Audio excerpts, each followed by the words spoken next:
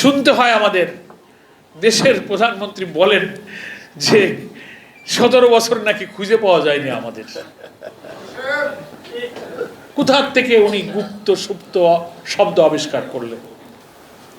17ই জুলাই সকালবেলা হজ থেকে দেশে ফিরেই কিভাবে তিনি জামাতের কেন্দ্র নেতৃবৃন্দকে নিয়ে ঝুঁকিপূর্ণ সময়ে, ইন্টারনেট নাই, গাড়ি নাই, কারফিউ, দেখামাত্র গুলি, কেউ বেরোতে পারছে না। আমরা জামাত ইসলামীর পক্ষ থেকে সংবাদ সম্মেলন করে ঝুঁকিপূর্ণ সময় ঘোষণা দিলাম, ছাত্র জনতার এই আন্দোলনে আমাদের দেশবাসীকে ঝাঁপিয়ে পড়তে হবে। আমাদের বন্ধু সংগঠনের অনেক নেতারা, সেই ভিডিও এখনো ভাসছে, ওই আন্দোলনের উত্তাল সময় তারা বলেছেন এই আন্দোলনের সাথে আমরা নাই। কি দেখেছেন কিনা? Record is there. সেই ঝুঁকির মধ্যে আমাদের কেন্দ্রীয় নেতৃবৃন্দ, আমিরে জামাতের পক্ষ থেকে আমি দলের সেক্রেটারি জেনারেল হিসেবে সেই আন্দোলনে জনগণকে ঝাঁপিয়ে পড়ার আহ্বান জানিয়েছিলাম।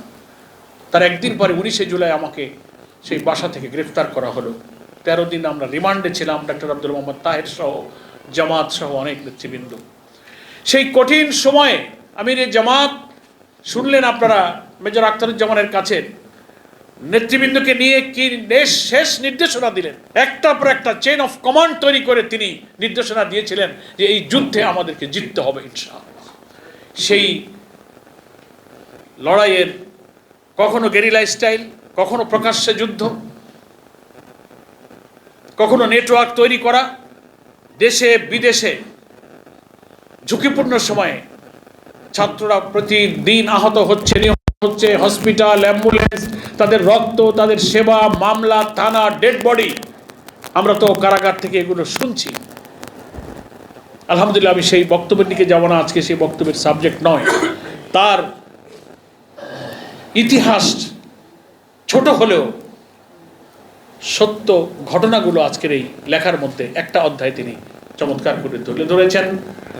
আমরা কৃতজ্ঞতা জানাই আমাদের সেলিম ভাইকে।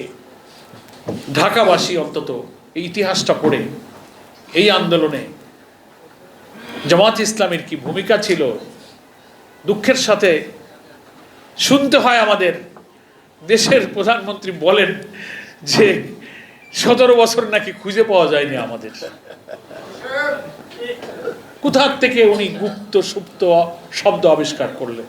দেশের নাম্বার 1 ট্রেডিং অ্যাপ নিফটি ফার্স্টে পাচ্ছেন ট্রেডিং এর সব সুবিধা, dual exchange access, company analysis, portfolio তৈরি করা সহ আরও অনেক ইউনিক ফিচারের সাথে ট্রেড করতে ডাউনলোড করুন এক্ষুনি।